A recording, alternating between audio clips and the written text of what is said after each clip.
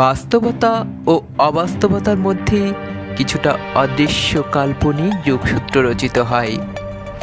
তেমনি কাল্পনিক ভাবনায় রূপ দেন সাহিত্যিকরা। আরডিবি স্টোরিতে আজকে শোনাব প্রখ্যাত কথা সাহিত্যিক বিভূতিভূষণ বন্দ্যোপাধ্যায়ের তেমনই এক কাল্পনিক ভাবনায় রচিত গল্প মশলাভূত। চলুন শুরু করি আজকের গল্প। বড় বাজারের মশলা পোস্তায় দুপুরের বাজার সবে আরম্ভ হয়েছে। হাজারি বিশ্বাস প্রকাণ্ড ভুঁড়িটি নিয়ে দিব্যি আরামে তার মশলার দোকানে বসে আছে। বাজার একটু মন্দা, অনেক দোকানেই বেচাকেনা একেবারে নেই বললেই চলে। তবে বিদেশি খদ্দেরের ভিড় একটু বেশি। হাজারির দোকানের লোকজন অপেক্ষাকৃত কম। ডান হাতে তালপাতার পাখার বাতাস টানতে টানতে হাজারি ঘুমের ঘোরে মাঝে মাঝে সামনের দিকে ঝুঁকে পড়েছিল। এমন সময়ে হঠাৎ কার পরিচিত গলার স্বর শুনে সে চমকে উঠল। বলি, ও বিশ্বাস, বিশ্বাস মশাই। বার দুই হাঁক ছেড়ে যতীন ভদ্র তার ডান হাতের লাঠিটা একটা কোণে রেখে দিয়ে সম্মুখের খালি টুলটার উপর থপাস করে বসল।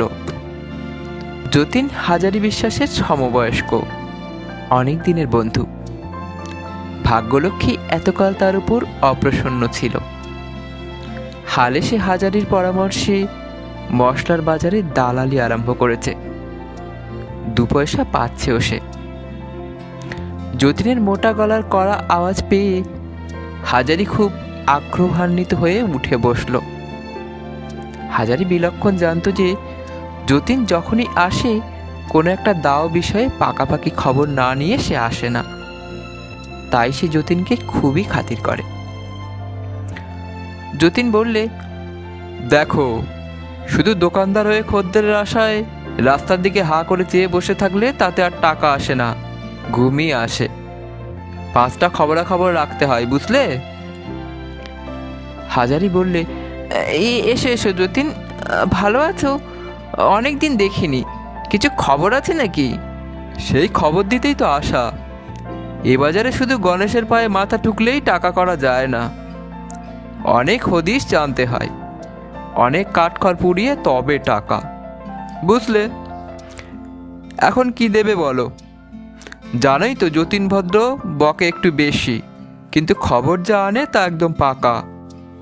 যাক, এখন আসল কথা তোমায় যা বলি বেশ মন দিয়ে শোনো। যতীন অতঃপর হাজারিকে কাছে বসিয়ে চুপি চুপি তার কথাটি বলে গেল। যতীনের কথা টাকার গন্ধ পেয়ে হাজারি কান খাড়া করে এমনই একাগ্রভাবে শুনে যেতে লাগলো যে সত্যনারায়ণের পাঁচালীয় লোকে অতটা মন দিয়ে শোনে না। ব্যাপারটি এই, গ্রেহাম ট্রেডিং কোম্পানির একটা মস্ত মাল জাহাজ এসএস রেঙ্গুন ডাচ ইস্ট ইন্ডিজের কোন এক বন্দর থেকে প্রচুর মাল নিয়ে কলকাতায় আসছিল। যত রকম মাল বোঝাই ছিল তার মধ্যে মশলার বস্তাই সবচেয়ে বেশি। লঙ্কা, হলুদ, জিরে, তেজপাতা প্রভৃতি কত রকমের মশলা। প্রতি বস্তাটি ওজনে 2.5 মণের কম নয়। এরকম শত শত বস্তার গাদায় জাহাজখানা আগাগোড়া ঠাসা। সেই মাল জাহাজখানি গঙ্গার ভেতরে ঢুকতেই ঘন কুয়াশার মধ্যে শেষ রাত্রির ভাটার মুখে গঙ্গার চোরা বালির চড়ায় ধাক্কা খেয়ে ডুবে যায়। জাহাজ যখন সবে ডায়মন্ড হারবার পেরিয়ে গঙ্গায় এসেছে তখন এই ব্যাপার। সারেঙ্গ শত চেষ্টা করেও কিছুতে সামাল দিতে পারলে না। জাহাজ ডুবির সঙ্গে কতক লোকেও জলে ডুবে মারা যায়। জাহাজের কতক মাল নষ্ট হয়ে যায়, আর বাদবাকি মাল সব গঙ্গার জলে ভাসতে থাকে। মশলার বস্তাগুলো প্রায়ই ডোবেনি, বিশেষ ক্ষতিও হয়নি। দূর থেকে ওই মশলা বস্তার গাদাগুলো ভেসে যেতে দেখে পোর্ট কমিশনারের লোকেরা সেসব তুলে পাড়ে টেনে নেয়। কাল 8:30টার সময় নিলাম ডেকে সেই বস্তাবন্দি মশলাগুলো বিক্রি করা হবে। ধরিবাজ হাজারি বিশ্বাস যতীনের কথাবার্তা শুনে চট করে সব বুঝে নিলে। কত লোককে চড়িয়ে কত পাকা ধানে মই দিয়ে তবে সে আজ এত টাকার মালিক। কথাবার্তা তখনই সব ঠিক হয়ে গেল। যাবার সময় যতীন আবার হাজারিকে বেশ করে মনে করিয়ে দিয়ে বললে, দেখো ভায়া, টাকা যদি ফিরতে চাও তবে এ সুযোগ কিছুতেই ছাড়া নয়। জলের দামে মাল বিকিয়ে যাচ্ছে। কাল সকাল 8:30টায় নিলেম। আমি 7টার সময় এসে তোমাদের সঙ্গে দেখা করব। পরদিন হাজারি যতীনকে নিয়ে যথাসময়ে খিদিরপুরের দিকে রওনা হয়ে গেল। নিলামের জায়গায় পৌঁছতে আর বেশি দেরি নেই। দূর থেকে কলরব শোনা যাচ্ছে। যতীন আগে আগে চলেছে, হাজারি পেছনে পেছনে ছুটছে। এত বড় সস্তার কিস্তিটা ফসকে না যায়। হাজারি যতীনকে বরাবর নিলামের কাছে বস্তাগুলো গুনতি করতে পাঠিয়ে দিয়েই নিজে শটান এক দৌড়ে সাহেবের কাছে গিয়ে মস্ত বড় এক সেলাম করলে। সাহেবের সঙ্গে 2 মিনিট ফিসফাস করে কি কথাবার্তা বলে হাজারি ঊর্ধ্বশ্বাসে ছুটে এসে নিলামের ডাক বন্ধ করে দিলে। যতীন বললে, কি খবর ভায়া, সুবিধে করতে পেরেছো তো? হাজারি খুব ব্যস্ত সমস্তভাবে বললে, পরে বলবো, কাজ হাসিল। এখন কত বস্তা গুনলে বলো দেখি? 100 বস্তা গোনা হয়ে গেছে। বাস্তবিক উঁচু উঁচু গাদা করা মশলার বস্তাগুলোর দিকে চেয়ে হাজারির চোখ জুড়িয়ে গেল। সে যেদিকেই তাকায় দেখে যে অগুন্তি বস্তা সারবন্দি থামের মতো রাস্তা জুড়ে দাঁড়িয়ে আছে। উফ, এমন দাও জীবনে কারো ভাগ্যে একবার বই 2বার আসে না। এখন মশলা পোস্তায় কোনো রকমে তার গুদমে এগুলো চালান দিতে পারলে হাঁপ ছেড়ে বাঁচে। আর দেরি নয়। হাজারি যতীনকে তাড়া দিয়ে ডেকে বললে, ওহে ভায়া, শুভ কাজে আর বিলম্ব কেন? এখন লরি ডেকে তাড়াতাড়ি মাল বোঝাই করে পোস্তায় চালান দিয়ে দাও। আমি ততক্ষণ এগিয়ে যাই। একেবারে সব মাল লরিতে ধরল না। দ্বিতীয় ক্ষেপ বস্তা চাপিয়ে যতীন যখন পোস্তায় ফিরে গেল তখনও বিকেল আছে। সে এসে দেখে সবই অব্যবস্থা। রাশিকৃত বস্তার গাদা হাজারির দোকানের সামনে ফুটপাতে গড়াগড়ি খাচ্ছে। মাত্র 3টি লোক এতগুলো মাল তোলবার জন্যে লাগানো হয়েছে। চতুর্দিক লোকের মহা ভিড়, হই হই ব্যাপার। এদিকে পুলিশ তাড়া দিচ্ছে, জলদি মাল ওঠাও। হাজারি কেবল চেঁচাচ্ছে, সে যেন কিছুই গোছগাছ করে উঠতে পারছে না। কাণ্ড কারখানা দেখে যতীন নিজেই কোমর বেঁধে লেগে গেল। প্রাণান্ত পরিশ্রমের পর সন্ধ্যার পূর্বেই সব মাল তোলা হয়ে গেল। বস্তাগুলি পাশাপাশি সাজিয়ে দেখা গেল ঘরে আর কুলোয় না। তখন বস্তার উপর বস্তা চাপিয়ে দিয়ে কড়িকাঠ পর্যন্ত মাল ঠাসা হলো। গম্বুজের মতো এক একটা ফুলো ফুলো বস্তা, আর বস্তাগুলো উঁচু কি কম। এইভাবে বস্তা ভরাট করে মাথার ঘাম পায়ে ফেলে যতীন আর হাজারি যখন বাড়ি ফিরল তখন রাত 10টা। সে রাত্রি গুদামে তালা লাগিয়ে দিয়ে প্রতিদিনের মতো হাজারির চাকর বাইরে শুয়ে রইল। শেষ রাত্রে মশলার গুদামে কি একটা শব্দ শুনতে পেয়ে আশেপাশের দোকানদারদের ঘুম ভেঙে গেল। তারা চোরের আশঙ্কা করে চাকরটাকে ডেকে তুললে। চাকরটা শশব্যস্ত হয়ে আলো জ্বেলে বেশ পরখ করে এদিক ওদিক দেখতে লাগলো। কিন্তু চোর ঘরে ঢুকলো কি করে? গুদামের দরজার তালা বন্ধ, স্পষ্টই দেখা যাচ্ছে। খানিক বাদে আবার দুম দুম শব্দ।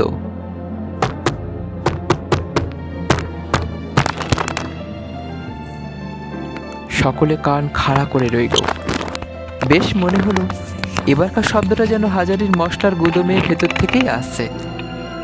অথচ ঘরের দৌড় জানলা বন্ধ, বাইরে থেকে মোটা তালা দেওয়া। কি আশ্চর্য! চোর ভিতরে যাবেই বা কি করে? আর চোর টোর যদি না এলো তবে শব্দও বা করে কে? মাঝে মাঝে মনে হতে লাগলো ঘরের ভেতর থেকে ঠেলে বেরিয়ে আসবার জন্য কারা যেন ভেতর দরজায় ধাক্কা মারছে। শেষ রাতের বাকি সময়টা এইভাবেই শব্দ শুনে কেটে গেল। আরও আশ্চর্য, ভোর হওয়ার সঙ্গে সঙ্গেই গুদম ঘর থেকে শব্দ আস্তে আস্তে মিলিয়ে গেল। সে রাতটি এই পর্যন্ত। পরদিন সকালে মশলাপট্টির দোকানদারদের মুখে মুখে রাষ্ট্র হয়ে গেল যে হাজারির দোকানে বিষম কাণ্ড, ভীষণ চুরি। আসলে সত্যি যা নয় তার 10 গুণ বাড়িয়ে দিয়ে মিথ্যে রটাতে লাগলো। ক্রমে কথাটা হাজারির কানে উঠল। হাজারি বিশ্বাস খবর পাওয়া মাত্র দৌড়ে এসে তালা খুলে গুদমে ঢুকে দেখে যে বস্তাগুলো ঠিকই আছে, একটি মালও বেহাত হয়নি। কি ব্যাপার? তখন সে ভাবলে কিছু নয়, তার মশলা বস্তাগুলো দেখে যাদের চোখ টাটিয়েছিল এ নিশ্চয়ই সেই বদমাশদের মিথ্যে কারসাজি। তারাই মজা দেখবার জন্যে চুরির গুজব রটিয়েছে। কিন্তু হরে চাকরটাও যে বললে ভীষণ শব্দ শোনা যাচ্ছিল। এই শব্দ রহস্যটার হাজারি কিছুতেই কিনারা করতে পারলে না। চোর যদি এসেই থাকবে তবে কিছু নিলেও না, উপরন্তু শব্দ করে জানান দিয়ে চলে গেল, এ কি ব্যাপার? তবে কি তাকে ভয় দেখাবার জন্য এই রাত্রিবেলা দুর্বৃত্তেরা এইসব আয়োজন করেছে? 7-5 ভেবে হাজারি সেদিনকার মতো কথাটা চেপে গেল। ভাবলে আজ রাতে আর বাড়ি না গিয়ে নিজেই দোকান পাহারা দেবে। করলেও তাই। রাত্রে ঘুমাবার আগে হাজারি বেশ করে চাকরটাকে নিয়ে গুদমের উপর থেকে আরম্ভ করে নিচে পর্যন্ত পাতি পাতি করে প্রত্যেকটি বস্তার গাদা দেখতে লাগলো। তারপর ভেতর থেকে জানলাটা খুলে রেখে ঘরে তালা লাগিয়ে দিল। তবে আজ একটা নয়, হাফসেট 4 লিভারের 2টো মস্ত ভারী তালা। হাজারি চাকরটাকে নিয়ে ঘরের সামনে শুয়ে নানা কথাবার্তার পর যখন ঘুমিয়ে পড়ল তখন রাত দুপুর। শেষ রাতের দিকে কি একটা শব্দ হতেই হাজারির ঘুম ভেঙে গেল। হরি চাকরটা আগেই একটা শব্দ শুনতে পেয়েছিল। গত রাতের ব্যাপারও তার বেশ মনে আছে, তাই সে নিজে আর কোনো কথা না বলে চুপ করেই পড়েছিল। কিন্তু খানেক বাদেই ও আবার কিসের শব্দ, চপাস্তুপ দুমদাম। ঘরের ভেতর বস্তায় বস্তায় কি বিষম ধস্তাধস্তি, যেন দৈত্য দানবে লড়াই বেঁধেছে। হরে আর হাজারি তখন ধর্মর করে এক লাফে বিছানা ছেড়ে আলো জ্বালিয়ে দেখতে লাগলো তালা ঠিক আছে কিনা। তালা দুটো ঠিকই আছে।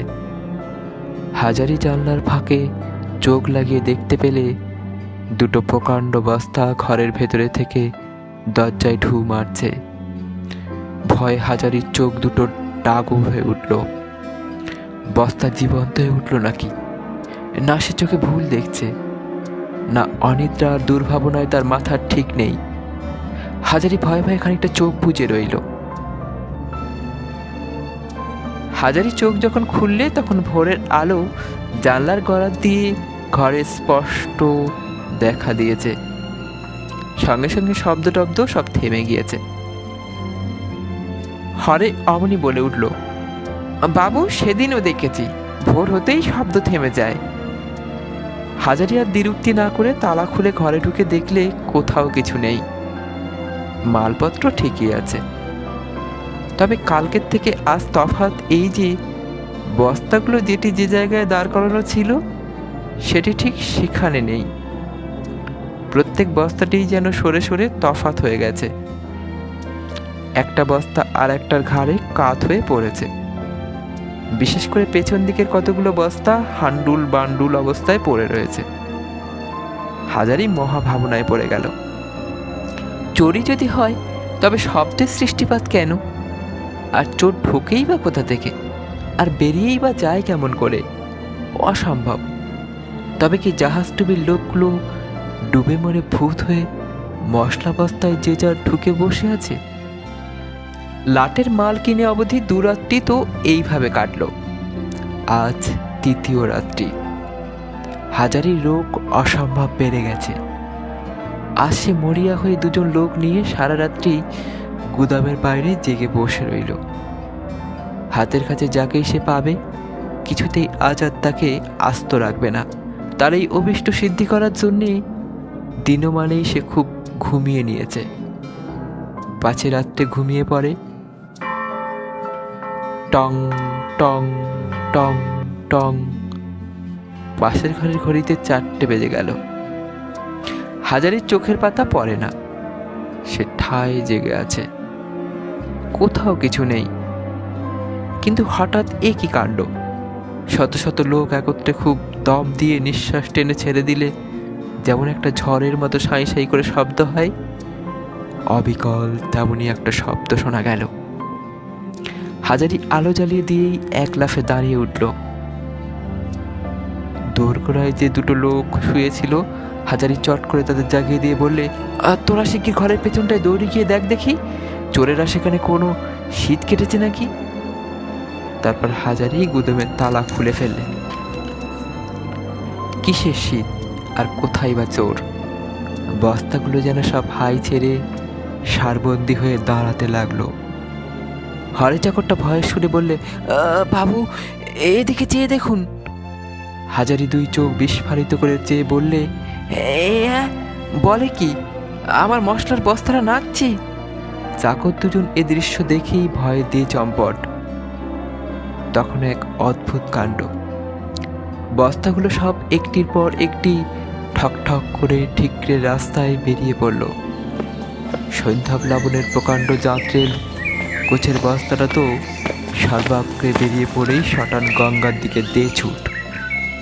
অন্য বস্তাগুলো সব সারি দিয়ে ফুটপাতে দাঁড়িয়ে ধিনিক ধিনিক করে খানিকটা নেচে নিয়ে তারপর সমানে লাফিয়ে মার্চ করে স্ট্যান্ড রোডের ট্রামের রাস্তা ছাড়িয়ে চলতে লাগলো। নিলামে কেনা বস্তাগুলো দলের অগ্রণী হয়ে চলেছে, পেছনে পেছনে চলেছে সারবন্দি গুদমের অন্য বস্তা। এইভাবে হাজারির মশলার গুদম উজাড় হয়ে গেল।